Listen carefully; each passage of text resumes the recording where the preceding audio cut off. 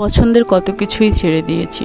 ছোটবেলায় সে 8 আনা দামের চকলেট, 2 টাকা দামের আইসক্রিম পছন্দের ছিল খুব, কিন্তু সময়ের পরিবর্তনে ছেড়ে দিয়েছি। মাটির টুকরো কিংবা ইটের টুকরো গাছে ছুঁড়ে মেরে কাঁচা আম খাওয়াটা ছিল অতি পছন্দের।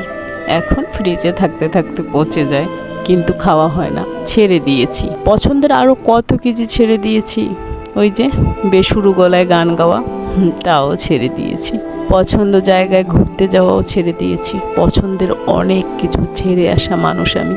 একটি দরজা বন্ধ হয় মূলত আরেকটি দরজা খুলে যাওয়ার জন্য। আমি ব্যক্তি জীবনে অনেক কিছু ছেড়ে আসা মানুষ।